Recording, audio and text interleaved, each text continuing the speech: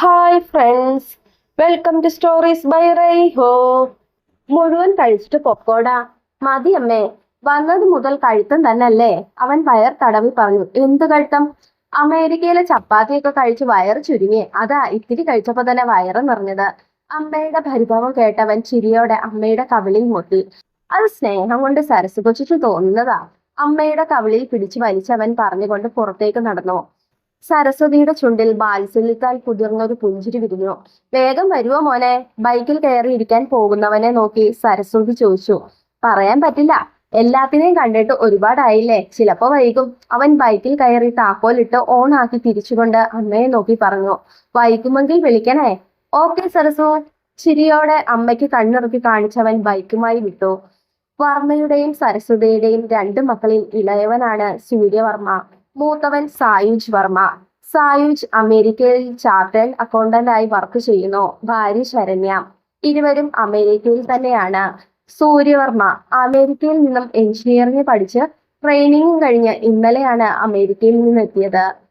യാത്ര കഴിഞ്ഞ് എത്തിയതിന്റെ ക്ഷീണവും വീട്ടിലെ അമ്മയുടെ സ്നേഹപ്രകടനവും കഴിഞ്ഞ് ഇപ്പോഴാണ് അവൻ നാട്ടിലെ കൂട്ടുകാരെ കാണാനായി ഇറങ്ങിയത്. എല്ലാവരെയും വിളിച്ചു പറഞ്ഞതുകൊണ്ട് തന്നെ അവനെയും കാത്ത് കവലയിൽ പതിവ് ബെഞ്ചിൽ അവന്റെ ചങ്ങാതിമാർ ദീപകും അംറാസും സുദീപും അമലും ഒക്കെ ഉണ്ടായിരുന്നു. ആഹാ, വന്നല്ലോ സായിപ്പ്. സൂര്യയെ കണ്ടതും ദീപക് പറഞ്ഞു. അമേരിക്കയിൽ പോയതു മുതൽ തുടങ്ങിയതാണ് ഈ സായിപ്പ് വിളി. മോനെ, സായിപ്പൊക്കെ കഴിഞ്ഞു, ഇനി പ്രകൃതിരമണീയമായ ഈ നാട്ടിലാ, അതുകൊണ്ട് ആ വിളി അങ്ങ് നിർത്തിക്കേ.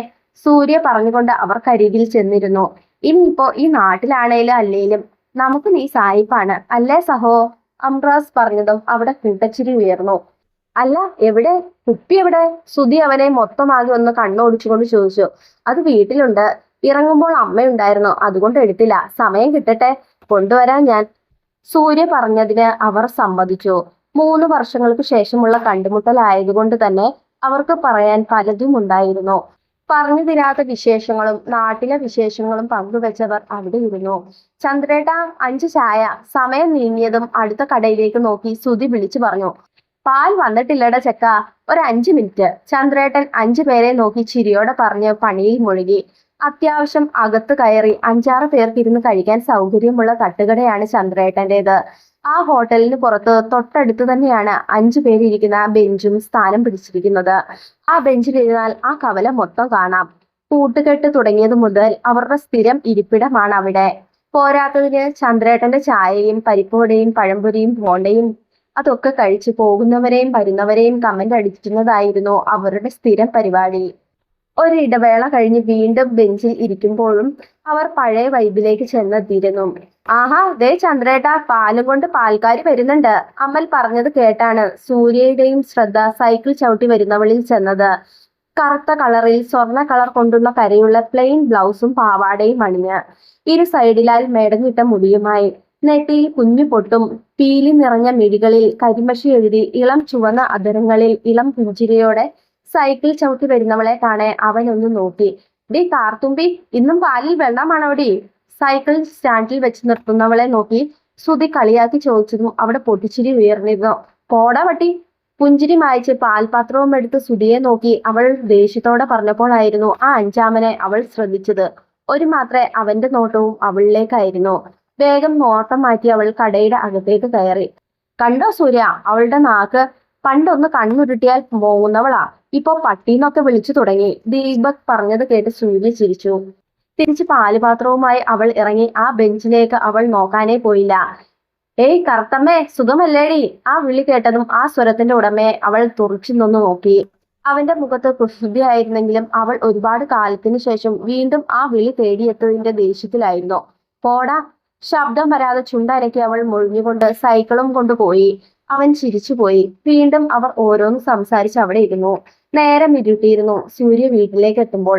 എങ്കിലും അവന് വാതിൽ തുറന്നു കൊടുക്കാൻ സരസ്വതി ഉണ്ടായിരുന്നു. അമ്മയ്ക്ക് കവിളിൽ ഒരു മുത്തവും കൊടുത്ത് ഗുഡ് നൈറ്റും പറഞ്ഞവൻ മുറിയിലേക്ക് നടന്നു. പിറ്റേന്ന് രാവിലെ എണ്ണീറ്റ് താഴേക്ക് ഇറങ്ങിയതും അവനെ കാത്ത് അച്ഛനുണ്ടായിരുന്നു ഹാളിൽ. ആവശ്യത്തിന് മാത്രം സംസാരിക്കുന്ന സ്വഭാവക്കാരനാണ് അവന്റെ അച്ഛൻ വർമ്മ. അതുകൊണ്ട് തന്നെ അച്ഛനു മുന്നിൽ അവൻ എതിർത്തു പറയാതെ അനുസരണയുള്ളവനാണ്. കുഞ്ഞുനാളിലെ എന്തൊക്കെ കുരുത്തക്കേടിന് പോയാലും അച്ഛന്റെ മുന്നിലെത്തിയാൽ അവൻ ഒന്ന് ഒതുങ്ങും. കവലയിൽ അച്ഛനെ കണ്ടാൽ അച്ഛൻ കാണാതിരിക്കാൻ മാറി നടക്കും. എന്നാലോ അവന്റെ ഉള്ളിൽ അച്ഛനോട് നിറഞ്ഞ ബഹുമാനത്തോടുള്ള സ്നേഹവും നിറഞ്ഞു നിൽക്കും. എപ്പോഴാ ജോയിൻ ചെയ്യുന്നത്? കയ്യിലെ ചായ കപ്പ് ചുണ്ടോട് ചേർത്ത് വർമ്മ ചോദിച്ചു. ഇന്ന് 10 മണിക്ക്. അവനും മറുപടി നൽകി. അപ്പോഴേക്കും സരസ്വതി മകന് ചായയും കൊണ്ട് വന്നിരുന്നു. അവൻ അമ്മയ്ക്ക് നേരെ പുഞ്ചിരിച്ചുകൊണ്ട് ചായക്കപ്പ് വാങ്ങി. സരസ്വതി മകന്റെ ചെയറിൽ പിടിച്ചു നിന്നു. ശേഖരന്റെ കീഴിൽ ജോലി ചെയ്യുമ്പോൾ അവർ പറയുന്നത് പോലെ അനുസരിക്കണം. നിന്നെപ്പറ്റി ഒരു മോശം അവരിൽ നിന്ന് കേൾക്കരുത്. അറിയാലോ, ശേഖരൻ എന്റെ സുഹൃത്താണ്. അവന് എന്റെ മകനെ പറ്റി നല്ലതല്ലാത്ത മറ്റൊന്നും പറയാൻ ഒരു ഇടം കൊടുക്കരുത്. വർമ്മ മകന് നേരെ ഉപദേശിച്ചു. ഇല്ലച്ചാ, ഞാൻ ശ്രദ്ധിക്കാം. സൂര്യയും അനുസരണയോടെ പറഞ്ഞു. പിന്നെ നിനക്കൊന്ന് എക്സ്പീരിയൻസ് ആകുവാൻ വേണ്ടിയാണ്. 1 വർഷം കഴിഞ്ഞാൽ നിന്റെ പേരിലെടുത്ത സ്ഥലത്ത് നിനക്ക് സ്വന്തമായി കമ്പനി തുടങ്ങാം. അതിനുള്ളത് ഞാൻ ചെയ്യുന്നുണ്ട്. അച്ഛൻ പറഞ്ഞത് കേട്ടവൻ ചിരിയോടെ മൊഴി. അല്ലെങ്കിലും എത്രയൊക്കെ ഗൗരവത്തിലാണെങ്കിലും തന്റെ താല്പര്യവും ഇഷ്ടവും അച്ഛനറിയാം. സ്നേഹം പ്രകടിപ്പിക്കാൻ അറിയില്ലെങ്കിലും മനസ്സിൽ കുന്നോളം സ്നേഹമുണ്ട്. അച്ഛൻ എണ്ണീറ്റ് പോയതും അവൻ അമ്മയ്ക്ക് നേരെ തിരിഞ്ഞു. കെട്ടിയൻ ഇപ്പോഴും ജാട വിട്ട ഒരു കളിയുമില്ലല്ലോ അമ്മേ? അവൻ കളിയാലെ അമ്മയോട് ചോദിച്ചു. പോടാ, ആ ജാട ഉള്ളത് കൊണ്ടാ നീ ഇങ്ങനെ ആയത്. സരസ്വതി മകന്റെ പുറത്ത് മെല്ലെ ഒന്നും തട്ടി പറഞ്ഞു. അവൻ ചിരിച്ചുകൊണ്ട് ചായക്കപ്പ് ചുണ്ടോട് ചേർത്ത് പിടിച്ചു. നിന്നെ സായുജ്യനെ കാണുമ്പോഴുള്ള ഗമയേ ഉള്ളൂ. നിങ്ങൾ വിളിക്കുമ്പോഴെല്ലാം ഇരുന്ന് കേൾക്കും. എന്നാൽ ഫോൺ കൊടുത്താലോ 1-2 വാക്കുകൊണ്ട് തീർത്തും. നീ നാട്ടിലേക്ക് വരുന്നുവെന്ന് അറിഞ്ഞത് മുതൽ രാജേട്ടന് സമാധാനം കൊടുത്തില്ല. സൂര്യ ആദ്യമായിട്ടാണ് ഓവർലോഡ് കൊടുക്കരുത്, എക്സ്പീരിയൻസിനാണ്, അവനെ ഒന്ന് ശ്രദ്ധിക്കണേ നീ എന്നൊക്കെ പറഞ്ഞു വിളിക്കുന്നത് കാണാം. ഞാൻ അടുത്തു ചെന്നാൽ വീണ്ടും വിഷയം മാറ്റും. അമ്മ പറഞ്ഞത് കേട്ടവൻ ചിരിച്ചു. അവന്റെ കണ്ണുകൾ തുറന്നിട്ട അച്ഛന്റെയും അമ്മയുടെയും മുറിയിലേക്ക് നീണ്ടു. കണ്ണാടിക്ക് മുന്നിൽ നിന്ന് മുടി ചീകുന്ന അച്ഛനെ കാണെ അവരിൽ സ്നേഹത്താൽ കുതിർന്നൊരു പുഞ്ചിരി വിരിഞ്ഞു. 10 മണി ആയപ്പോഴേക്കും സൂര്യ ജോലി സ്ഥലത്ത് എത്തിയിരുന്നു. ആദ്യത്തെ ദിവസം ആയതുകൊണ്ട് തന്നെ വലിയ പണിയൊന്നുമില്ല. എല്ലാം നോക്കി കാണാൻ വേണ്ടിയായിരുന്നു അവൻ അവിടെ ചെന്നത്. രാജശേഖരൻ അവനെയും കൊണ്ട് പുതിയ കെട്ടിടം പണിയാൻ പോകുന്നിടത്തേക്ക് ചെന്നു. അത്യാവശ്യം വേണ്ട എല്ലാ വിവരവും പറഞ്ഞു കൊടുത്തു. വീട്ടിലേക്ക് പോകുമ്പോഴായിരുന്നു അവന്റെ ബൈക്കിന് മുന്നിൽ പാൽക്കാരി പെണ്ണ് സൈക്കിളും കൊണ്ട് വട്ടം ചാടിയത്. ബ്രേക്ക് പിടിച്ചമർത്തി അവൻ വണ്ടി നിർത്തി. എങ്ങോട്ടടി ഇത്രയ്ക്ക് തിരിക്ക് പിടിച്ച്? സൂര്യ പതിവ് കുസൃതിയോടെ അവളെ നോക്കി ചോദിച്ചു. തന്റെ ഓളെ കെട്ടിക്കാൻ. അവൻ കേൾക്കാതെ പിറുപിറുത്തുകൊണ്ട് അവന് മുന്നിൽ നിന്നും സൈക്കിളും ചവിട്ടിപ്പോയിരുന്നു. എന്താ പറഞ്ഞത് എന്നറിയില്ലെങ്കിലും അവളുടെ പിറുപിറുപ്പ് അവൻ കണ്ടിരുന്നു. ചുണ്ടിൽ നേരിയ പുഞ്ചിരിയോടെ സൈക്കിൾ ചവിട്ടി പോകുന്നവളെ നോക്കി അവൻ അവിടെ നിന്നു. കുറച്ചു ദൂരം പിന്നിട്ടതും തല ചരിച്ചു നോക്കി അവൾ വീണ്ടും മുൻപോട്ട് നോക്കി സ്പീഡിൽ പോകുന്നത് കണ്ടതും ചിരിയോടെ തലയൊന്ന് കുടഞ്ഞുകൊണ്ട് അവൻ ബൈക്ക് മുൻപോട്ട് എടുത്തിരുന്നു. സന്ധ്യ നേരം കവലയിൽ ബെഞ്ചിൽ ഇരുന്ന് അമേരിക്കയിൽ നിന്ന് കൊണ്ടുവന്ന കുപ്പി കൂട്ടുകാർക്ക് നേരെ നീട്ടുമ്പോഴായിരുന്നു സൈക്കിളും ചവിട്ടിയുള്ള അവളുടെ വരവ്. കുപ്പി കൈമാറ്റുന്നത് വ്യക്തമായി കണ്ടു എന്ന് വെറുപ്പ് നിറഞ്ഞ ആ ഭാവം കാണാൻ അവന് മനസ്സിലായിരുന്നു. ചന്ദ്രേട്ടന്റെ കടയിലേക്കുള്ള പാൽ കൊടുത്തുകൊണ്ട് അവൾ ഇറങ്ങി. അമലും അംറാസും ദീപകും പതിവ് പോലെ അവളെ നോക്കി കളിതമാശ പറഞ്ഞുവെങ്കിലും പതിവ് തെറ്റിച്ച് ആരെയും നോക്കാതെയുള്ള പോക്ക് കാണെ അവരും പരസ്പരം ഒന്ന് നോക്കി. കാർത്തുമ്പിക്ക് എന്താ ഒരു കനം? ദീപക് ആരോടെന്ന പോലെ പറഞ്ഞു. ആ, അവളുടെ അപ്പൻ കുടിച്ച് അവളെ എന്തെങ്കിലും പറഞ്ഞിട്ടുണ്ടാവും. അമൽ പറഞ്ഞുകൊണ്ട് മദ്യമൊഴിച്ച് ഗ്ലാസ് ചുണ്ടോട് ചേർത്തു. ഇപ്പോഴാ ഓർത്തെ, എനിക്ക് ഒരിടം വരെ പോകാനുണ്ട്, ഞാൻ പോയിട്ട് വരാം. സൂര്യ പറഞ്ഞുകൊണ്ട് ആരുടെയും മറുപടി പോലും കാക്കാതെ ബെഞ്ചിൽ നിന്ന് എണ്ണീറ്റ് ബൈക്കുമായി വിട്ടു. ബൈക്കുമായി പോകുന്നേരം അവന്റെ കണ്ണുകൾ സൈഡിൽ ഒതുക്കി വെച്ച പാൽപാത്രമുള്ള സൈക്കിളിൽ കാണെ അവന്റെ ബൈക്കും അവിടെ ഒതുക്കി വെച്ചു. ടാറിട്ട റോഡിലെ ഇടവഴിയിൽ കയറിയതും സൂര്യനിൽ നിന്നും മോക്ഷമെന്ന പോലെ നേരിയ ഇരുട്ടിലേക്ക് നീങ്ങിയിരുന്നു. നീണ്ടു വളർന്ന മരങ്ങൾക്കിടയിലൂടെ ഉണങ്ങി വീണ ഇലകളിൽ ചവിട്ടി അമർന്നുകൊണ്ട് അവൻ മുൻപോട്ട് നടന്നു. കാട്ടിനുള്ളിലെ നാഗക്ഷേത്രത്തിന് പുറത്ത് തിരി കത്തിച്ചിരുന്നു. കാറ്റിൽ അണഞ്ഞു പോകാതെ അഗ്നിയെ നോക്കി അവൻ ചെറു മന്ദഹാസത്തോടെ ക്ഷേത്രത്തിന് പുറകിലേക്ക് നടന്നു. അരുവിയിലൂടെ ഒഴുകുന്ന ശബ്ദം കാതിൽ തുളച്ചു കയറി. ഒത്തിരി നാളുകൾക്ക് ശേഷം വീണ്ടും കാതിന് കുളിർമയേകുന്ന ശബ്ദങ്ങൾ. മുന്നിലെ കാഴ്ച കാണെ അവന്റെ കാലുകൾക്ക് വേഗത കൂടി. അവന്റെ കൈകൾ അവളിൽ വരിഞ്ഞു മുറുകി. കാച്ചി എണ്ണയുടെ മണം അവന്റെ നാസികയിൽ തുളച്ചു കയറി. അവളുടെ വയറിൽ പിടിമുറുക്കിയതും അവളുടെ പുറം അവന്റെ നെഞ്ചിൽ അമർന്നു നിന്നു. അവന്റെ ചുണ്ടുകൾ അവളുടെ തോളിൽ അമർത്തി വെച്ചു. പതിയെ തോളിൽ നിന്നും ചുണ്ടുകൾ അടർത്തി അവൻ അവളുടെ ചെവിയോരം ചുണ്ടുകൾ അമർത്തി. കള്ളിപ്പെണ്ണെ! അവന്റെ നേർത്ത സ്വരത്തോടൊപ്പം അവന്റെ നിശ്വാസം കാതിൽ തട്ടിയതും ഇക്കിളി പൂണ്ടവൾ കഴുത്ത് വെട്ടിച്ചുകൊണ്ട് അവന്റെ കൈപ്പിൽ നിന്ന് കുതറി മാറി. ചെറു ചിരിയോടെ അവൻ അവളെ വിട്ടു. അവൾ തിരിഞ്ഞുകൊണ്ട് അവനെ കൂർപ്പിച്ചു നോക്കി. കരിമഷിയുടെ കണ്ണുകൾ നിറഞ്ഞു ചുമന്നു കിടക്കുന്നത് കാണെ അവൻ നാക്ക് കടിച്ചു കണ്ണൊന്ന് കുറുക്കി. കാത്തു! അവൻ നീട്ടി വീണത്തോടെ വിളിച്ചു. വേണ്ട, എന്നെ വിളിക്കണ്ട, കള്ളനാ നിങ്ങൾ. അവൾ മുഖം വീർപ്പിച്ച് പറഞ്ഞു. അത് ശരി, എന്നെ കള്ളെന്ന് പറയാൻ ഞാൻ ഇന്നേ വരെ ആർക്കും പാലിൽ വെള്ളം ചേർത്ത് കൊടുത്തിട്ടില്ല. അവൻ കുസൃതിയോടെ പറഞ്ഞതും അവളുടെ കണ്ണുകൾ ചീർത്തിരുന്നു. പോടാ. അവന്റെ നെഞ്ചിൽ തള്ളി അവനെ മറികടന്നു പോകാനായി നിന്നവളുടെ കയ്യിൽ പിടിച്ചവൻ വലിച്ചുകൊണ്ട് നെഞ്ചോട് ചേർത്തിരുന്നു. അവന്റെ കൈകൾ അവളുടെ പുറത്ത് അമർത്തി വെച്ചു. അവളുടെ കൈകളും അവനെ അള്ളിപ്പിടിച്ചുകൊണ്ട് പുണർന്നു. അവളുടെ ഉരുട്ട് കണ്ണീർ അവന്റെ തോളിൽ തടഞ്ഞതും അവന്റെ ചുണ്ടുകൾ അവളുടെ കഴുത്തോളം അമർന്നു. ഒത്തിരി മിസ് ചെയ്തു എന്റെ കണ്ണിയെ. അവന്റെ സ്വരം മെല്ലെ ഉയർന്നു. കണ്ണുകൾ അടച്ചവൾ അവനെ എത്രത്തോളം ചേർത്ത് പിടിക്കാൻ സാധിക്കുമോ അത്രയോളം അവനെ മരിഞ്ഞു മുറുക്കി. വർഷങ്ങൾക്ക് ശേഷം വീണ്ടും ആ സാന്നിധ്യം, സ്വരം, തലോടൽ എല്ലാം തിരിച്ചു വന്നതിന്റെ സന്തോഷം അവളിൽ നിറഞ്ഞു നിന്നു. അതിലുപരി ഇത്രയും നാൾ കാത്തുവെച്ച പ്രണയമെല്ലാം ഒഴുകി മറിഞ്ഞുകൊണ്ടിരുന്നു. ഒരിളം പുഞ്ചിരിയോടെ അവൻ അവളെ ദേഹത്തേക്ക് ചേർത്തണച്ചു. സത്യമാടി കള്ളി, കുപ്പി കൊണ്ട് കൊടുത്തു എന്നല്ലാതെ ഒരു തുള്ളി പോലും ഞാൻ കുടിച്ചിട്ടില്ല. നെഞ്ചിൽ ചാഞ്ഞിരിക്കുന്നവളുടെ തലയിൽ കൈവച്ചവൻ പറഞ്ഞതും അവളിൽ മനോഹരമായ പുഞ്ചിരി വിരിഞ്ഞിരുന്നു. എനിക്കറിയാം എന്റെ സൂര്യേട്ടൻ കള്ളം പറയില്ലെന്ന്. സന്തോഷത്തോടെ പറയുന്നവളെ അവൻ കൂർത്തൊന്നു നോക്കി. ഇത്രയും നേരം വാവിട്ട് അലച്ചിട്ട് ഇപ്പോഴാണ് അവൾക്ക് ഞാൻ കള്ളം പറയില്ലെന്ന് അറിഞ്ഞത്. കുരുട്ട്. തലയൊന്നു കുടഞ്ഞവനിരുന്നു. എന്നാലും വന്നിട്ട് 2 ദിവസമായി. എനിക്ക് അടുത്തേക്ക് വരാൻ തോന്നിയില്ലല്ലോ. ഏറെ കണ്ണോടെ തന്നെ നോക്കി പറയുന്നവളെ അവനൊന്ന് കൂർപ്പിച്ചു നോക്കി. ഈ അരുവിയിൽ മുക്കി കൊല്ലുന്നില്ല ഞാൻ, പറഞ്ഞില്ലാന്ന് വേണ്ട. വന്ന അന്ന് നിനക്കടുത്തേക്ക് പാഞ്ഞു വന്നവനാ ഞാൻ. എന്നെ കണ്ടതും കാട്ടുപോത്തിനെ കണ്ടതുപോലെ ആ പാവാടയും പൊക്കി ഓടിയേറ്റുന്നു. പിന്നീട് കണ്ടപ്പോൾ കൂർത്തു നോട്ടവും. ഒറ്റ കുത്തു വെച്ച് തന്നാലുണ്ടല്ലോ. അവളുടെ തുടുത്ത കവിളിൽ കുത്തിയവൻ പറഞ്ഞതും അവൾ ഇളിച്ചു കട്ടി. അത് മറ്റേ സൂര്യേട്ടന്റെ അച്ഛൻ മുന്നിൽ നിന്ന് എനിക്ക് അടുത്തേക്ക് വന്നാൽ പേടി തോന്നില്ലേ? അന്ന് ഞാൻ എന്തോരം പേടിച്ചെന്നറിയോ? ഞാൻ അന്ന് ഓടിയില്ലായിരുന്നെങ്കിൽ സൂര്യേട്ടന്റെ അച്ഛൻ എല്ലാം അറിഞ്ഞാനെ. പിന്നെ നോക്കി പേടിപ്പിച്ചത് ആ കശ്മലന്മാരോടൊപ്പം ഇരുന്ന് എന്നെ കറുത്തമ്മേന്ന് വിളിച്ചിട്ടല്ലേ? സൂര്യേട്ടനെ അറിയുന്നതല്ലേ എനിക്കത് ഇഷ്ടമല്ലാന്ന്. അവന്റെ തുടയിൽ നുള്ളി അവൾ പറഞ്ഞതും അവൻ സ്വർഗം കണ്ട പോൽ പുളഞ്ഞുപോയി. എന്തു പാടിയത്? അടുത്ത പ്രാവശ്യം അത് വെട്ടിക്കളയാതെ വന്നു പോകരുത്. നീട്ടി വളർത്തി അവളുടെ നഖത്തെ ചൂണ്ടിയവൻ കഞ്ഞുരുട്ടി പറഞ്ഞതും അവൾ പൊഞ്ഞണം കുത്തി കാണിച്ചുകൊണ്ട് അവന്റെ നെഞ്ചിലേക്ക് ചാരിയിരുന്നു. അല്പനേരം ഇരുവരിലും മൗനം വെടിഞ്ഞു. നാളുകൾക്ക് ശേഷമുള്ള പരാതിയും പരിഭവവും സുഖമുള്ള നിമിഷവും. ഇരുവരിലും പ്രണയത്താൽ കുതിർത്തൊരു പുഞ്ചിരി വിരിഞ്ഞു. അരുവിയിലെ വെള്ളത്തിൽ കാലിട്ടിരുന്നവരുടെ വിരലുകൾ തമ്മിൽ മുട്ടിയൊരുമി നിന്നു. തിമിർത്തു പെയ്യുന്ന മഴയിൽ അങ്ങിങ്ങായി ചെളിവെള്ളം കുമിഞ്ഞു കൂടിയ ഗ്രൗണ്ടിനെ വകവെക്കാതെ വീശി വരുന്ന ഉരുണ്ട ബോളിൽ കണ്ണുകൾ തുറപ്പിച്ചുകൊണ്ട് കയ്യിലെ ബാറ്റ് കൊണ്ട് അതിനെ ശക്തിയോടെ വീശി അടിച്ചതും ആകാശമുട്ട പറന്നു പോകുന്ന ഉരുണ്ട ബോളിന് പുറകെ എല്ലാവരുടെയും കണ്ണുകൾ പാഞ്ഞിരുന്നു. സിക്സേ! ഉന്നം വെച്ചിരുന്ന ഭാഗത്തു നിന്നും ബോൾ പറന്നതും അംറാസിന്റെ കൈകൾ ഉയർത്തി അലറിക്കൊണ്ട് തന്നിലേക്ക് വന്ന് കെട്ടിപ്പുണർന്നു. തന്റെ ടീമിലുള്ളവരെല്ലാം ആർപ്പു വിളിച്ച് സന്തോഷത്തോടെ പാഞ്ഞു വന്ന് കൂട്ടത്തോടെ കെട്ടിപ്പിടിക്കുമ്പോഴും എതിർവശത്തുള്ളവർ തോറ്റ ഭാവം കാണിക്കാതെ പുച്ഛം വരുത്തി നിൽക്കുമ്പോഴും പറന്നുപോയ ബോളിലെ ആർക്കും ഓർമ്മയില്ലായിരുന്നു. മാ! ആർത്തു പെയ്യുന്ന മഴയെ പോലും തോൽപ്പിച്ചുകൊണ്ടാണ് ആ സ്വരം ഉയർന്നത്. ശബ്ദം കേട്ട് എല്ലാം ഒന്ന് ഞെട്ടി മാറി നിന്നു. അപ്പോഴാണ് അവന്റെ കണ്ണുകളും അവിടേക്ക് നീങ്ങിയത്. കുഞ്ഞുടുപ്പും ധരിച്ച് ചെളിവെള്ളത്തിൽ ഇരിക്കുന്നവൾ. തൊട്ടടുത്ത് വാഴയിലയും.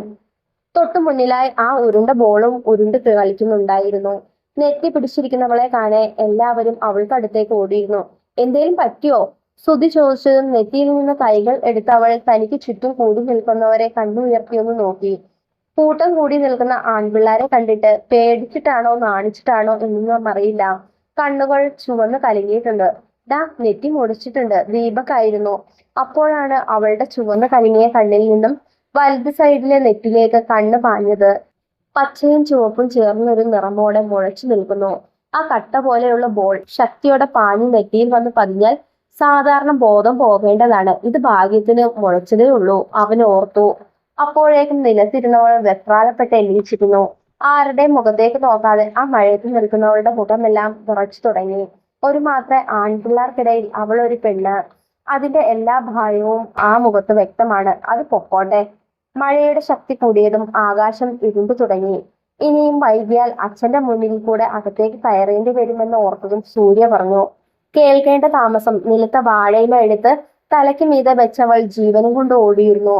അന്നവൾ 6ലും ഞാൻ 10ലുമായിരുന്നു. പിറ്റേ ദിവസം സ്കൂളിൽ പോകുമ്പോൾ സംസാരങ്ങൾക്കിടയിലാണ് അമൽ പറഞ്ഞു തുടങ്ങിയത് തമിഴ്നാട്ടിലെ ബോർഡറിൽ നിന്ന് ഈ നാട്ടിലേക്ക് താമസം മാറിയ അച്ഛനെയും മോളെയും പറ്റി. ഞങ്ങളുടെ ക്രിക്കറ്റ് ഗ്രൗണ്ടിലെ സൈഡിൽ ഷെഡ് കെട്ടി അവിടെയാണ് താമസം. ആ പെൺകുട്ടിയെയാണ് ഇന്നലെ ബോൾ വെച്ച് വീഴ്ത്തിയത് എന്നവൻ പറയുമ്പോൾ താനും ഓർത്തു. വെറുതെ അല്ല മുഖം ഇവിടെ എവിടെയും കാണാത്തതുപോലെ തോന്നിയത്. പുറംനാട്ടുകാരാ. ഓർത്തുകൊണ്ട് അവൻ നടന്നു. പിറ്റേന്ന് കൂട്ടുകാർക്കൊപ്പം കവലയിൽ ചെന്നിരുന്നപ്പോൾ കണ്ടിരുന്നു അച്ഛന്റെ കൈയും പിടിച്ചു വരുന്നവളെ. അന്ന് ചന്ദ്രൻ ചേട്ടന്റെ ചായക്കടയ്ക്ക് ഇത്ര സൗകര്യമില്ല. അതുകൊണ്ട് തന്നെ പുറത്തിരിക്കുന്ന ബെഞ്ചിലിരുന്ന് ചായ ഊതി കുടിക്കുന്നവളെ ഞങ്ങളെല്ലാവരും ഒന്ന് നോക്കി. നാട്ടിൽ പുതിയ ആളാണല്ലോ. എന്നാൽ അവളുടെ മുഴച്ചു നെറ്റി കാണെ ഞങ്ങളൊന്ന് പരസ്പരം നോക്കി ഇരുന്നതേ ഉള്ളൂ. പോകാൻ നേരം അവളുടെ അച്ഛന്റെ വക കൂർപ്പിച്ചൊരു നോട്ടം കിട്ടിയതും മെല്ലെ മുങ്ങാൻ നിന്ന് ഞങ്ങൾക്ക് നേരെ അങ്ങേര് വന്നു. കളിക്കുന്നതൊക്കെ കൊള്ളാം. എനിക്കെന്തേലും ബുദ്ധിമുട്ട് തോന്നിയാൽ എല്ലാം പെറുക്കി എടുത്തോണ്ട് പൊക്കോണം. ഗ്രൗണ്ടിൽ കളിക്കുന്നതിനെ പറ്റിയാണ് അയാൾ പറഞ്ഞതെന്ന് ഞങ്ങൾക്ക് മനസ്സിലായിരുന്നു.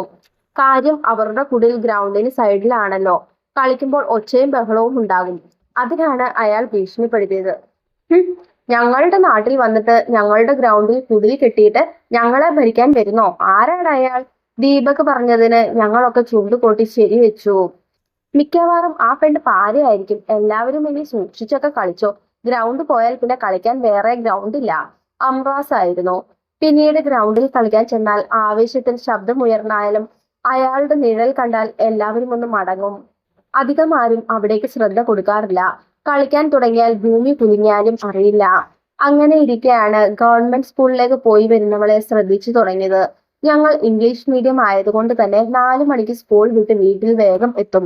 വീടിനടുത്താണ് സ്കൂൾ. അപ്പോൾ നടന്നു പോകേണ്ട ദൂരമേ ഉള്ളൂ. ഗവൺമെന്റ് സ്കൂൾ ദൂരെ ആയതുകൊണ്ട് തന്നെ ബാഗും തൂക്കി വരുന്നവളുടെ സമയം 5:30 മണിയാകും. ആ നേരമായിരിക്കും ഗ്രൗണ്ടിൽ കളിക്കാൻ ഞങ്ങൾ എല്ലാവരും എത്തിച്ചേരുന്നത്. ആദ്യം ആരെയും ശ്രദ്ധിക്കാതെ പോകുന്നവൾ പിന്നെ പിന്നെ എന്നും കാണുന്നവരെ പരിചയത്തോടെ കളിക്കുന്നത് നോക്കി സിപ്പപ്പും കഴിച്ചുകൊണ്ട് മെല്ലെ നടന്നു തുടങ്ങി. ഒരിക്കൽ ഓടുന്നതിനിടയിൽ തന്റെ കാലൊന്ന് തെറഞ്ഞു വീണുപോയി. നെരിയാണി മുതൽ കാൽമുട്ട് വരെ വേദന ഇരച്ചു കയറി. ഒട്ടും സഹിക്കാതെ വന്നതും തന്റെ കണ്ണുകൾ നിറഞ്ഞൊഴുകി. തന്റെ കണ്ണ് നിറഞ്ഞത് കാണെ കൂടെ ഉള്ളവർക്ക് മനസ്സിലായി സംഭവം സീരിയസ് ആണെന്ന്. കാരണം അത്ര പെട്ടെന്നൊന്നും തന്റെ കണ്ണുകൾ നിറയാറില്ല. എന്നാൽ പ്രതീക്ഷിക്കാതെ ഒരു കുഞ്ഞു കൈയിലെ തൈലം ഞങ്ങൾക്ക് നേരെ നീണ്ടത്. ഇത് പുരട്ടിയാൽ വേഗം വേദന മാറും. കിളിനാദം പോലെയുള്ള സ്വരം. താൻ മാത്രമല്ല കൂടെ ഉള്ളവന്മാരും ആ പെണ്ണിനെ ഉറ്റുനോക്കി നിന്നു. എന്നും കാണാറുണ്ടെങ്കിലും ആദ്യമായാണ് അവളുടെ സ്വരം കേൾക്കുന്നത് തന്നെ. അവളുടെ കയ്യിൽ നിന്നും തൈലം വാങ്ങി പുരട്ടിയതിനു ശേഷം വീട്ടിലേക്ക് മടങ്ങി. ചെറുതായി നീര് വെച്ചത് കൊണ്ട് തന്നെ 2 ദിവസം കളിക്കാനോ സ്കൂളിലോ പോയില്ല.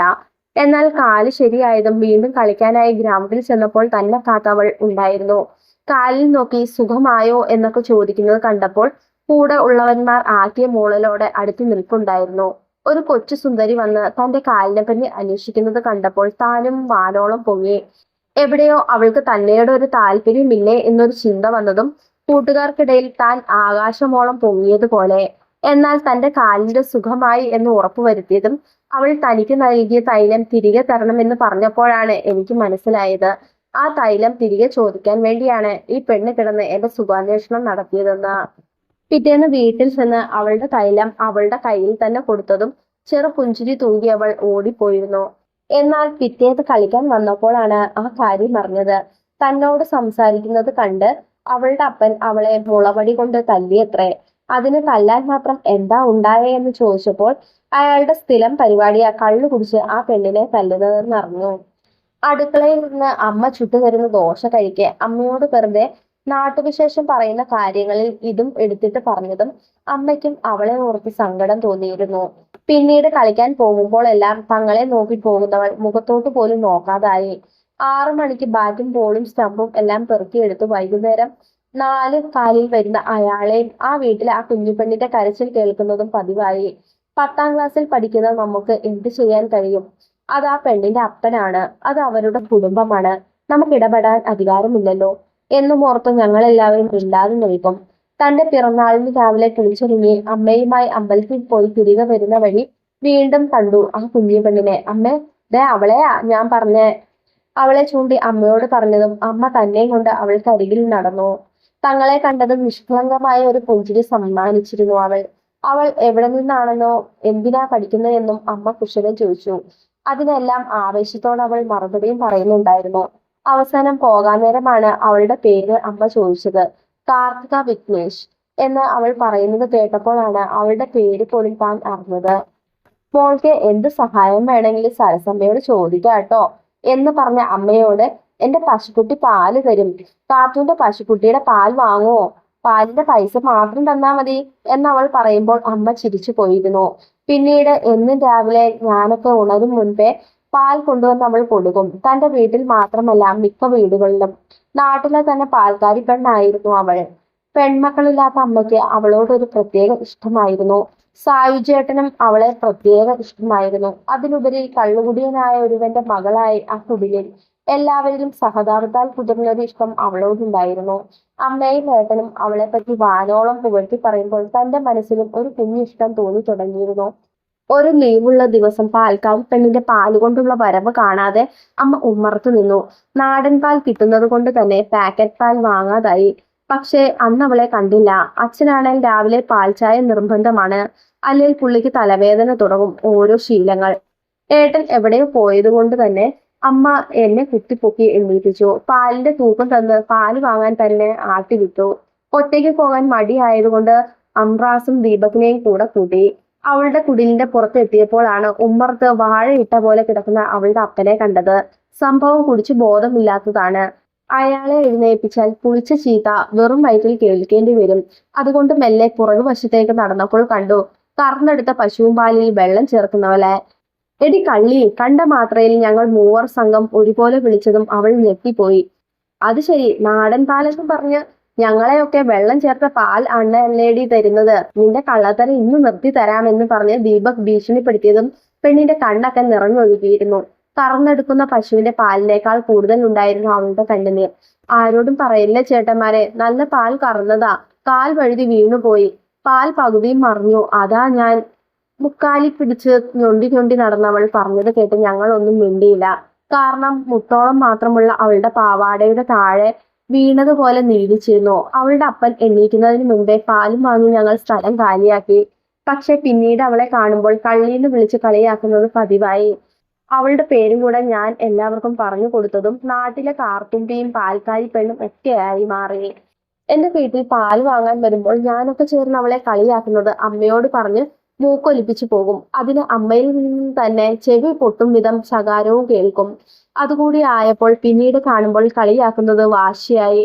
പറഞ്ഞു പറഞ്ഞു മടുത്തത് കൊണ്ടോ പിന്നീട് അവൾ പറയാതെയുമായി.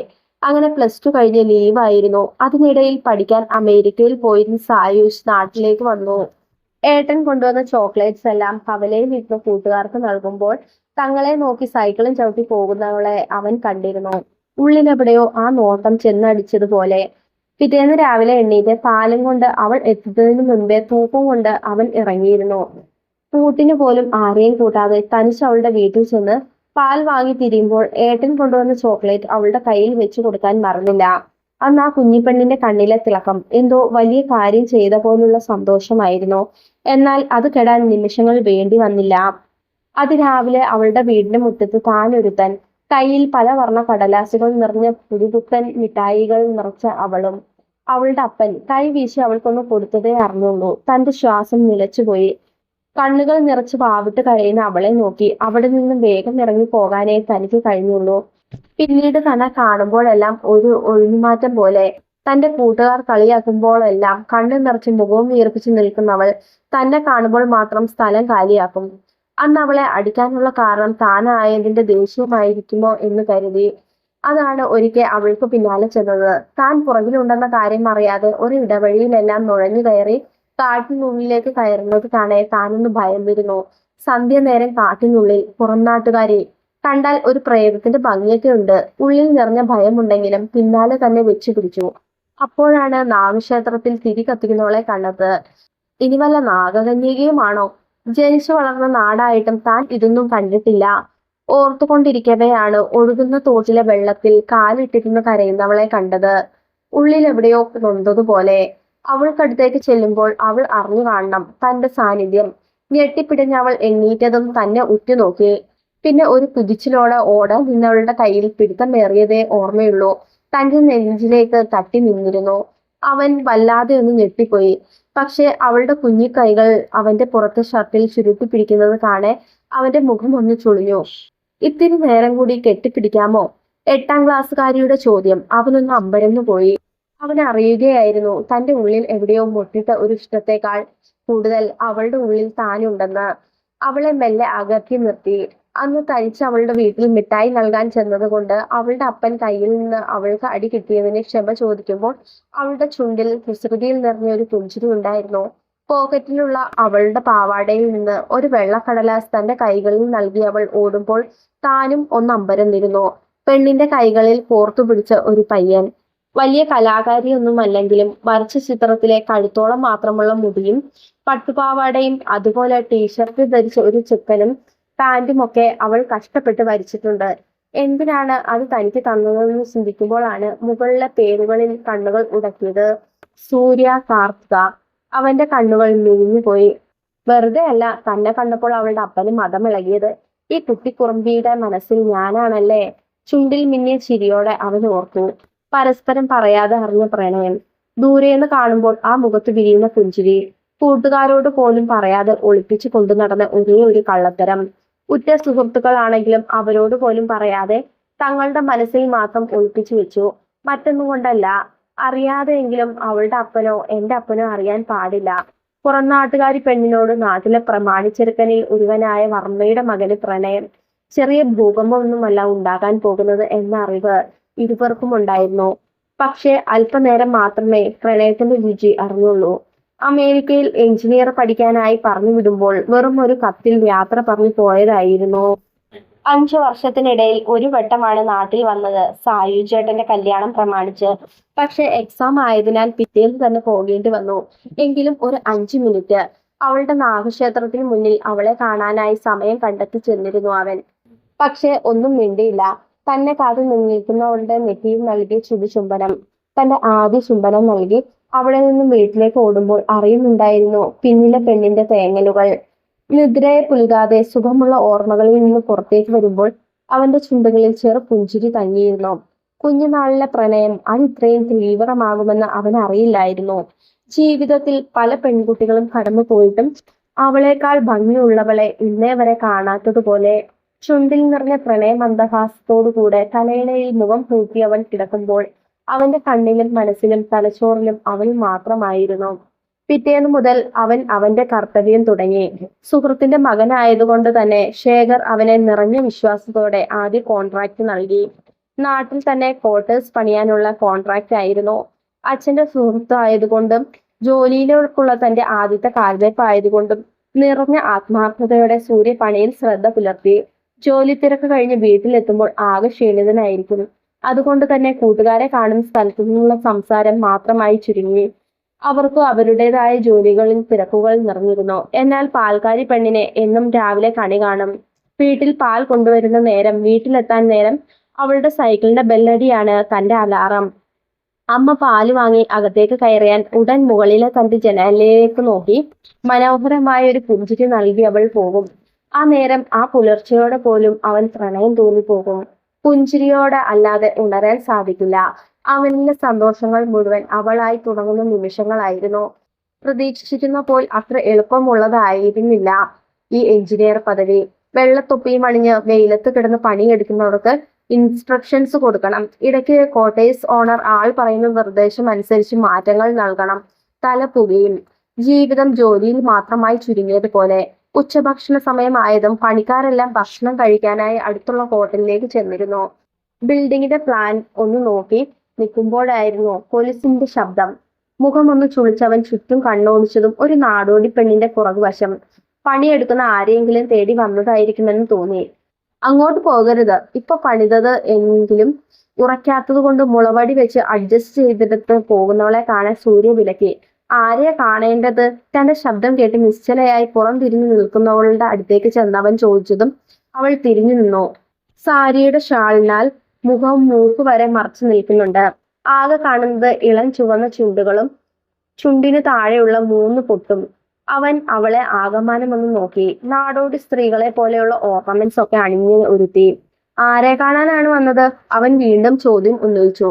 എന്നാൽ അവന് നേരെ ഭക്ഷണം കൊണ്ടുവന്ന പാത്രം നീട്ടുന്നവളെ കാണാൻ അവന്റെ കണ്ണു മിഴിഞ്ഞിരുന്നു. കാത്തു, നീയോ? അവന്റെ കണ്ണുകളിൽ പകപ്പും അത്ഭുതവും നിറഞ്ഞു. ഇപ്പോഴെങ്കിലും മനസ്സിലായല്ലോ. ആളെ പിടികിട്ടിയെന്ന് മനസ്സിലായതും മൂക്ക് വരെ മറഞ്ഞ ഷാള് തലയ്ക്ക് മേലെ ഇട്ടവൾ അവനെ കുറുമ്പോടെ നോക്കി. എന്നാൽ അവന്റെ കണ്ണുകൾ അവളുടെ പുതിയ വേഷത്തിലേക്കായിരുന്നു. ഇറങ്ങാൻ ലേറ്റായതും അമ്മ തരുന്ന ചോറ്റുപാത്രം എടുക്കാൻ വിട്ടെന്ന് അമ്പലത്തിൽ പോകും വഴി അമ്മയെ കണ്ട ഇവളോട് വെറുതെ കുശലം പറഞ്ഞത്രേ. അത് കേട്ട് തനിക്ക് വേണ്ടി ഭക്ഷണം കൊണ്ടുവന്നതായിരുന്നു. അവനിൽ അവളോടുള്ള സ്നേഹം വർദ്ധിക്കാൻ മറ്റൊരു നിമിഷം. അമ്മാവുടെ ആഭരണവും സാരിയുമാണ്. കണ്ടപ്പോൾ ഒരു പൂതിയിൽ അണിഞ്ഞു. പിന്നെ കരുതി കഷ്ടപ്പെട്ടിട്ടതല്ലേ, പുറത്തേക്ക് പോയി വരാമെന്ന്. ചോറ്റുപാത്രത്തിൽ നിന്നും ഭക്ഷണം വിളമ്പിക്കൊണ്ട് അവൾ പറഞ്ഞു. അല്ലാതെ എന്നെ കാണിക്കാൻ അല്ലല്ലേ? കണ്ണിൽ കുസൃതി നിറച്ചവൻ ചോദിച്ചതും അവളുടെ തല കുനിഞ്ഞു പോയിരുന്നു. നാണത്താൽ ചുവന്ന കവിളുകൾ അവനിൽ നിന്നും മറയ്ക്കുവാനായി. അത് കാണെ ഓപ്പോസിറ്റ് ഇരിക്കുന്നവളുടെ അടുത്തേക്ക് കൈ എത്തിച്ചുകൊണ്ട് അവളുടെ മുഖം പിടിച്ചുയർത്തി. മനോഹരമായിട്ടുണ്ട് എന്റെ കാർത്തുമ്പി. കണ്ണിൽ നിറയെ പ്രണയം നിറച്ചവൻ പറയുമ്പോൾ അവളുടെ കണ്ണുകൾ വെയിലത്ത് കരിവാളിച്ച് അവന്റെ ക്ഷീണം നിറഞ്ഞ മുഖത്തേക്കായിരുന്നു. ഒത്തിരി കഷ്ടപ്പാടാണല്ലേ സൂര്യേട്ടാ? അവളുടെ സ്വരത്തിൽ വേദന നിറഞ്ഞിരുന്നു. എന്നാൽ അവനിൽ പുഞ്ചിരിയായിരുന്നു. പെണ്ണിന്റെ വേവലാതി കാണെ. നമുക്ക് വേണ്ടിയല്ലേ? സ്വന്തമായി ഒരു കൺസ്ട്രക്ഷൻ കമ്പനി തുടങ്ങി അച്ഛന്റെ ചിലവിലല്ലാതെ നിന്ന് എനിക്ക് കൈ പിടിച്ച് കൂടെ കൂട്ടണം. ആരെതിർത്താലും ജീവിക്കാനുള്ള വക നമുക്കുണ്ടാകണം. നാടാകെ ബന്ധം അറിഞ്ഞാലുള്ള ഭയം അവളിൽ ഉയർന്നു തുടങ്ങി. വെറും പുറംനാട്ടുകാരിയായ ഞാൻ, ഇവിടെ അഭയം തേടി താമസിക്കുന്ന ഞാൻ, പ്രമാണിയായ ഒരു കുടുംബത്തിലെ പയ്യനുമായി ചെറിയ ഭൂകമ്പമൊന്നുമല്ല നടക്കാൻ പോകുന്നത്. ആ വിവരം വെച്ച് തുടങ്ങുമ്പോഴേക്കും ആഴത്തിൽ പതിഞ്ഞു പോയിരുന്നു ഈ മനുഷ്യൻ. ഇനി മറക്കാനാവില്ല തനിക്ക്. തന്റെ ശ്വാസത്തിൽ പോലും അവനാണ്. താൻ എന്ന പെണ്ണിപ്പോൾ ആ ഹൃദയത്തിൽ മാത്രമായി ചുരുങ്ങിയിരിക്കുന്നു. പ്രണയം നിറഞ്ഞ വേദനയോടെ അവൾ ഓർത്തു. മതി, ഇപ്പോൾ ഒന്നും ചിന്തിക്കണ്ട. ഇതുപോലെ ഇങ്ങനെ അങ്ങ് പോകാം. ഈ പ്രണയത്തിനും ഒരു സുഖമുണ്ട്. അവളുടെ വാടിയ മുഖം കാണെ അവൻ പറഞ്ഞതും അവൾ മനസ്സ് നിറഞ്ഞൊരു പുഞ്ചിരി അവനായി സമ്മാനിച്ചായിരുന്നു. കൊണ്ടുവന്നത് വയർ നിറയെ കഴിപ്പിച്ചവൾ പണിക്കാർ ഭക്ഷണം കഴിച്ചു വരുന്നത് കാണെ വേഗം ഷാൾ കൊണ്ട് മുഖം മൂക്കും വരെ മൂടി. ആരും അറിയാതെ ഒളിച്ച പ്രണയം. അവന് ചിരി വന്നു. എന്നാൽ ചെറുതായി ചിരിക്കുന്നവന്റെ ശബ്ദം കേൾക്കെ ഷാൾ ഒന്ന് കണ്ണിൽ നിന്ന് മാറ്റിയവൾ അവനെ കണ്ണു കുറിപ്പിച്ചു. എന്റെ കഷ്ടപ്പാട് കണ്ട് കിണിക്കുന്നത് കണ്ടില്ലേ? മനസ്സിൽ പിറുപിറുത്തവൾ ചുണ്ടു കുറിപ്പിച്ചു. എന്നാൽ അത് അവനിൽ ചിരി വർദ്ധിപ്പിച്ചതേ ഉള്ളൂ.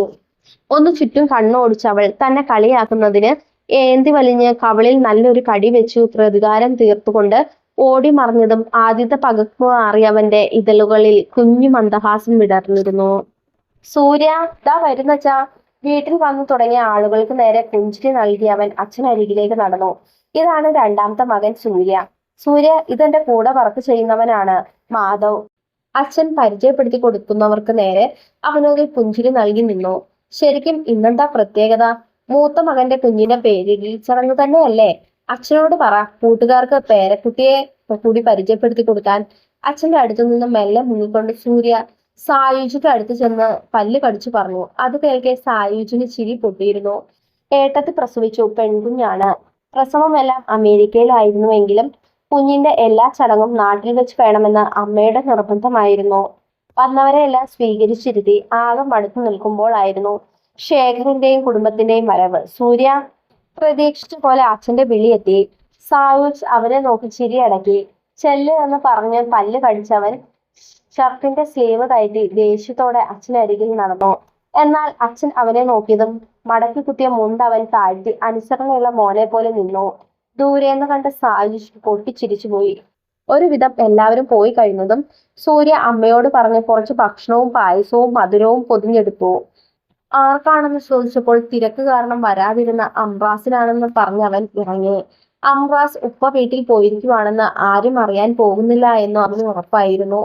ഇതൊക്കെ എനിക്കാണോ? മുന്നിലെ ഭക്ഷണത്തിൽ നോക്കി അവൾ കണ്ണു വിടർത്തി ചോദിച്ചു. ഇവിടെ നീയല്ലാതെ വേറെ ആരെങ്കിലും ഉണ്ടോ എന്റെ കാർത്തുമ്പി? സൂര്യ അവളെ നോക്കി കളിയോടെ ചോദിച്ചതും അവൾ ഒന്ന് ഇളിച്ചു. ഇപ്പൊ എവിടുന്നാ കഴിക്കുക? കാട്ടിനുള്ളിൽ ഇരിക്കാൻ ഒരു സ്ഥലത്തിനായി അവൾ കണ്ണോടിച്ചു. സൂര്യന്റെ കണ്ണുകൾ മുഴുവൻ അവൾക്ക് നേരെയായിരുന്നു. വീട്ടിലെ പരിപാടി കാരണം 2-3 ദിവസങ്ങളോളമായി എന്റെ പെണ്ണിനെ ഒന്ന് കണ്ടിട്ട്. അവൻ ചെറു പുഞ്ചിരിയോടെ അവളെ നോക്കി നിന്നു. വാ, അവിടെ ഇരിക്കാം. പെട്ടെന്ന് ഇരിക്കാൻ ഒരു സ്ഥലം കണ്ടതും അവന്റെ കൈയും പിടിച്ച് അവൾ നടന്നു. 2 അറ്റത്തായി ഇരിക്കുന്ന 2 കല്ലുകൾ 2 ഭാഗത്തായി വെച്ചുകൊണ്ട് അവൾ ഒന്നിൽ കയറിയിരുന്നു. അടുത്ത കല്ലിൽ സൂര്യനും ഇരുന്നു. അവൻ തന്നെ കവർ തുറന്ന് പാത്രം അവൾക്ക് നേരെ നീട്ടി. കൊതിയോടെ പാത്രത്തിന്റെ അടപ്പ് തുറന്നവൾ ബിരിയാണിയുടെ വാസന മൂക്കിലേക്ക് വലിച്ചു കയറ്റി. വായിൽ വെള്ളം ഊർന്നുണ്ടായിരുന്നു അവൾക്ക്. ഒരു പിടി ബിരിയാണി എടുത്തവൾ വായിലിട്ടു. അതിന്റെ സ്വാദ് അവളുടെ കണ്ണുകൾ അടഞ്ഞുപോയി. അറിയുമോ സൂര്യേട്ടാ, സ്വന്തം കൈകൊണ്ടുണ്ടാക്കിയത് കഴിച്ചു മടുത്തു. എന്ത് രുചിയായി ബിരിയാണിക്ക്. അവൾ കഴിച്ചുകൊണ്ട് സൂര്യയോട് പറയുമ്പോൾ അവൻ അവളിൽ മുഴുകിയിരിക്കുകയായിരുന്നു. സ്വന്തം മോൾക്ക് പുറത്തുനിന്ന് ഇഷ്ടമുള്ള ഭക്ഷണം വാങ്ങിച്ചു കൊടുക്കാൻ പോലും അവളുടെ അപ്പൻ മെനക്കെടാറില്ല. അവളും ഒന്നും ചോദിക്കാറില്ല. അതെങ്ങനെയാ? രാവിലെ പോയാൽ എത്തുന്നത് വൈകുന്നേരമായിരിക്കും, അതും 4 കാലിൽ. വന്നു കഴിഞ്ഞാൽ എന്റെ പെണ്ണിന്റെ മേലിലുള്ള അടിയും തൊഴിയും. അമ്മയില്ലാതെ അയാൾക്ക് വെച്ചുണ്ടാക്കി കൊടുക്കുന്ന എന്റെ പെണ്ണിനെ വെറുതെ എന്തിനാണാവോ അയാൾ ഉപദ്രവിക്കുന്നത്? കള്ളു കുടിച്ചാൽ വയറ്റിൽ കിടക്കണം, സൂര്യ ഓർത്തോ. മുന്നിലേക്ക് നീണ്ട ഒരു പിടി ചോറാണ് അവൻ ചിന്തകളിൽ നിന്ന് ഉണർന്നത്. അവൻ പുഞ്ചിരിയോടെ അവൾ വീട്ടിൽ വാങ്ങി കഴിച്ചു. വീട്ടിൽ നിന്ന് കഴിച്ചപ്പോ പോലും ഇത്ര ടേസ്റ്റിലായിരുന്നു എന്റെ കറുത്തമ്മേ. സൂര്യ കണ്ണിൽ കുസൃതി നിറച്ച് പറഞ്ഞതും അവൾ ചുണ്ടനക്കി പോടാന്ന് വിളിച്ചു. എങ്കിലും ചുണ്ടിന്റെ കോണിൽ ചെറിയൊരു പുഞ്ചിരി സ്ഥാനം പിടിച്ചിരുന്നു. അവൾക്കായി കൊണ്ടുവന്നതെല്ലാം ഒരു വറ്റ് പോലും ബാക്കി വെക്കാതെ അവൾ കഴിച്ചു. ഇടയ്ക്ക് അവളെ നോക്കി നിൽക്കുന്ന സൂര്യനെയും കഴിപ്പിച്ചു. തെളിഞ്ഞ തോട്ടിലെ വെള്ളത്തിൽ കൈകൾ വൃത്തിയായി കഴുകി അവൾ ഭക്ഷണം കൊണ്ടുവന്ന പാത്രവും കഴുകി തിരിഞ്ഞതും തനിക്കായി പായസം കയ്യിൽ പിടിച്ച് സൂര്യൻ നിൽക്കുന്നത് കാണെ പുഞ്ചിരിയോടെ അവൾ അവനരികിൽ ചെന്നു. പായസം വാങ്ങാനായി കൈകൾ നീട്ടിയതും അവൻ അത് പുറകിലേക്ക് നീട്ടി. അവളുടെ പുരുകൻ ചുളിഞ്ഞു. എന്നാൽ കണ്ണിൽ കള്ളത്തരം നിറച്ചവൻ അവളുടെ ചുണ്ടോട് പായസം കൊണ്ടുവന്ന കപ്പ് ചേർത്ത് വെച്ചതും നേരിയ ലജ്ജയോടെ അവൾ അത് കുടിച്ചു. പാൽപായസത്തിന്റെ മധുരം അവളുടെ മുഖം വിടർന്നു. അവൾക്ക് വല്ലാത്ത ഇഷ്ടപ്പെട്ടിരുന്നു. മെല്ലെ മെല്ലെയായി അവൾ ആസ്വദിച്ചു മുഴുവൻ കുടിച്ചു. എന്ത് രുചിയാ, നല്ല മധുരം. അവൾ കണ്ണുകൾ വിടർത്തി പറഞ്ഞു. ആണോ? അവൻ പുരുകമുയർത്തി. സൂര്യേട്ടൻ കുടിച്ചില്ലേ? അവൾ സംശയത്തോടെ നോക്കി. കുടിച്ചതാ, പക്ഷെ ഓർമ്മയില്ല. അവൻ പറഞ്ഞത് കേട്ട് അവളുടെ മുഖം നന്നായി ചുളിഞ്ഞു. അത് കണ്ടവൻ അവളിലേക്ക് നടന്നതും പെട്ടെന്നുള്ള വരവിൽ പിന്നേറ്റേക്ക് കാല് ചലിപ്പിച്ച് അവൾ തണൽ മരത്തിൽ തട്ടി നിന്നു. അവന്റെ നെഞ്ച് അവളുടെ നെഞ്ചിൽ അമർന്നു. അവളുടെ കണ്ണുകൾ അവനിൽ വെപ്രാളത്തോടെ നോക്കി. ഹൃദയത്തിൽ ഇതുവരെ ഇല്ലാത്ത പിടപ്പ്. ശ്വാസമെടുക്കാൻ പാടുപെടും പോലെ അവന്റെ കണ്ണുകൾ നിറഞ്ഞ പ്രണയത്തോടെ അവളുടെ മുഖത്തേക്ക് പതിപ്പിച്ചു. അവളെ തളർത്താനുള്ള ശക്തിയുള്ള നോട്ടം. അവൾ കണ്ണുകൾ താഴ്ത്തി. പക്ഷെ ഇടുപ്പിൽ പതിഞ്ഞ കരങ്ങൾ ദേഹമാകെ വെട്ടിവിറച്ചതുപോലെ വല്ലാത്തൊരു പരവേശം തോന്നുന്നുണ്ടായിരുന്നു അവൾക്ക്. സൂര്യേട്ട, നേരം ഒരുപാട് വൈകി. പതറുന്ന വാക്കുകൾ മുഴുവിപ്പിക്കാൻ സമ്മതിക്കാതെ ഇടുപ്പിൽ കൈ ചേർത്തവൻ അവളെ അല്പം പൊക്കിയതും അവൾ ഉയർന്നുപോയി. ആ നേരം അവന്റെ ചുണ്ടുകൾ അവളുടെ മേൽചുണ്ടിൽ അമർന്നിരുന്നു. അവളുടെ കണ്ണുകൾ വിഴിഞ്ഞു. കൈകൾ രണ്ടും ചുരുട്ടി പിടിച്ചു. അവന്റെ ചുണ്ടും നാവും അവളുടെ മേൽചുണ്ടിലും സ്വർണ്ണ നിറത്താൽ പൊടിഞ്ഞ കുഞ്ഞു മീശരോമത്തിൽ പറ്റിപ്പിടിച്ചിരിക്കുന്ന പായസം നാവിനാൽ തഴുകി ചുംബിച്ചു കടന്നു. അവൾ ഒന്ന് പൊളഞ്ഞുപോയി. ശരിയാ, നല്ല മധുരം. ചുണ്ട് നനച്ചവൻ അവളുടെ ഇടുപ്പിൽ കൈ ചേർത്ത് പിടി അയച്ചു. അവളെ നേരെ നിർത്തിക്കൊണ്ട് പറഞ്ഞതും അവളുടെ കവിളിലേക്ക് ചുവന്നു കയറി. ഇനിയും അവിടെ നിന്നാൽ സൂര്യേട്ടന്റെ പ്രണയ നോട്ടത്തിൽ താൻ തളർന്നു പോകുമെന്ന് മനസ്സിലായതും അവന്റെ നെഞ്ചിൽ തല്ലി അവൾ ഓടി. ഓടുമ്പോൾ കാൽപാദത്തിന് അത്രത്തോളം നീളമുള്ള പാവാട നെരിയാണിയോളം പൊക്കി ഓടുന്നവളെ കാണെ അവനിൽ പൊട്ടിച്ചിരി ഉയർന്നു. ഓടുമ്പോൾ പുറകിലുള്ളവന്റെ പൊട്ടിച്ചിരി കാതിൽ പതിഞ്ഞവളുടെ മുഖം നാണത്താൽ കുതിർന്നിരുന്നു. സൂര്യ വീട്ടിലേക്ക് കയറി വരുമ്പോൾ സന്ധ്യയായിരുന്നു. ചുണ്ടിൽ തങ്ങിയ പുഞ്ചിരിയോടെ അവൻ അടുക്കളയിൽ പാത്രങ്ങൾ കൊണ്ടുവച്ച് മുറിയിലേക്ക് നടന്നു. നടക്കുമ്പോൾ ഏട്ടന്റെ മുറിയിലേക്ക് കണ്ണു പോയപ്പോൾ അല്പനേരം നിന്നു. കുഞ്ഞിപ്പെണ്ണിനെ നെഞ്ചോട് ചേർത്തിരിക്കുന്ന ഏട്ടത്തിയെ ഒരു കൈയാൽ ചേട്ടൻ ചേർത്ത് പിടിച്ച് മറു കൈകൊണ്ട് കുഞ്ഞിന്റെ കവിളിൽ തഴുകിയിരിക്കുന്ന ദൃശ്യം അവരുടെ കുഞ്ഞു കുടുംബം കാണെ എന്തുകൊണ്ടോ അവനിൽ സന്തോഷം തോന്നി. അതുപോലെ ഞാനും എന്റെ കാർത്തുവും. അവന്റെ മനസ്സിൽ സ്വപ്നങ്ങൾ കെട്ടിപ്പണിതു തുടങ്ങിയിരുന്നു. തലയ്ക്ക് പിന്നിൽ കൈകൾ വെച്ച് ബെഡിൽ മലർന്നു കിടക്കുമ്പോഴും അവന്റെ ചുണ്ടുകളും മുഖവും വിടർന്നിരുന്നു. നെറ്റിയിൽ ചുംബിച്ചിട്ടുണ്ട്, കെട്ടിപ്പിടിച്ചിട്ടുണ്ട്, ചേർത്ത് പിടിച്ചിട്ടുണ്ട്. പക്ഷെ ചുണ്ടുകളിൽ ഇന്ന് ആദ്യമായാണ് ഒരു ചുംബനം നൽകിയത്. അത്രമേൽ മനോഹരമായ പുതു അനുഭവം. അവളുടെ രക്തം ഇരിച്ചു കയറിയ മുഖം, വെപ്രാളം, പരവേശം, അവസാനം മുഖത്തു നോക്കാനുള്ള മടിയോടെ ഓടിപ്പോയവളുടെ ദൃശ്യം. അവൻ ചിരിച്ചുപോയി. മനസ്സ് വല്ലാതെ തുടികൊട്ടിപ്പോയി. അവൾക്കരികിൽ ചെന്നിരിക്കാൻ, കൺനിറയെ കണ്ടുകൊണ്ടിരിക്കാൻ. അത്രമേൽ ഭ്രാന്തമായ പ്രണയം. സൂര്യ, അച്ഛന്റെ വിളിയാണ്. അവൻ ഓർമ്മകളിൽ നിന്നും ഞെട്ടി ബെഡിൽ നിന്നും എഴുന്നേറ്റത്. ഡോർ തുറന്നപ്പോൾ കണ്ടു തന്നെ കാത്തു നിൽക്കുന്ന അച്ഛനെ. എന്തോ പറയാനുണ്ടെന്ന് ആ മുഖം കണ്ടപ്പോൾ അവന് മനസ്സിലായി. എന്താ അച്ഛാ? അവൻ അരുമയോട് ചോദിച്ചു. താഴേക്ക് വാ, സംസാരിക്കാനുണ്ട്. അച്ഛൻ പറഞ്ഞതും സമ്മതിച്ചവൻ അച്ഛന് പുറകെ താഴേക്ക് ചെന്നു. അമ്മയും ഏട്ടനും ഏട്ടത്തിയും ഒക്കെ ഉണ്ട് ഹാളിൽ. അവൻ സായുജിന്റെ അടുത്ത് ചെന്നിരുന്നു. നിനക്ക് കൺസ്ട്രക്ഷൻ കമ്പനി തുടങ്ങാനുള്ള സ്ഥലം ഞാൻ എഴുതി തരാം. നിന്റെ ആഗ്രഹം പോലെ നീ തന്നെ ഡിസൈൻ ചെയ്താൽ മതി. നിന്റെ കമ്പനിയല്ലേ? ഇനി ഒരു 6 മാസം, അത് കഴിഞ്ഞാൽ ശേഖരന്റെ കീഴിൽ പണി ചെയ്യേണ്ട കാര്യമില്ല എന്നാണ് അവൻ പറഞ്ഞത്. നിനക്ക് നല്ല ടാലന്റ് ഉണ്ടാത്രേ. പറയുമ്പോൾ അച്ഛന്റെ മുഖത്ത് ഭാവവ്യത്യാസമൊന്നുമില്ലെങ്കിലും ആ ഉള്ളു നിറയെ തന്നെ കുറിച്ചുള്ള അഭിമാനമുണ്ടെന്ന് അവന് മനസ്സിലാകുന്നുണ്ടായിരുന്നു. അവൻ അമ്മയെ നോക്കി. സന്തോഷത്തോടെ തന്നെ നോക്കി നിൽക്കുന്ന അമ്മയ്ക്ക് നേരെ അവൻ കണ്ണുകൾ ചിമ്മി. എന്തുകൊണ്ടോ വല്ലാത്തൊരു സന്തോഷം അവനെ മൂടി. സ്വന്തമായി ഒരു കൺസ്ട്രക്ഷൻ കമ്പനി, അത് കഴിഞ്ഞു വേണം എന്റെ പെണ്ണിനെ കൂടെ കൂട്ടാൻ. അവന്റെ ഹൃദയം ഒന്ന് തുടിച്ചു. പിന്നെ വേറൊരു പ്രധാന കാര്യം എനിക്ക് പറയാനുണ്ട്. വർമ്മ പറഞ്ഞപ്പോൾ ആയിരുന്നു സൂര്യ ചിന്തകളിൽ നിന്ന് ഉണർന്ന് എന്തെന്ന രീതിയിൽ അച്ഛനെ നോക്കിയത്. ഇന്ന് ശേഖരൻ ഒരു പ്രപ്പോസൽ കൊണ്ടുവന്നു. വേറെ ആരുമല്ല, അവന്റെ മകളാണ് റാണി ശേഖർ. MBBS പഠിക്കുവാണ് കുട്ടി. ഇങ്ങോട്ട് ചോദിച്ചതാണ്. അതിനർത്ഥം നിന്നെ അവർക്ക് നല്ലോണം ബോധിച്ചിട്ടുണ്ടെന്ന്. എനിക്കും നിരസിക്കാനൊന്നും തോന്നിയില്ല. എന്തുകൊണ്ടും നല്ല കുടുംബം. എന്താ നിന്റെ അഭിപ്രായം? അച്ഛൻ പറഞ്ഞത് കേൾക്കെ അതുവരെ തെളിഞ്ഞവന്റെ മുഖം മാറി. അവൻ ഞെട്ടിപ്പോയി. കാർത്തുമ്പിയുടെ മുഖം അവന്റെ മനസ്സിൽ തെളിഞ്ഞു വന്നു. പ്രണയത്തോടെ തന്നെ നോക്കുന്നവൾ, തന്റെ പ്രണയം.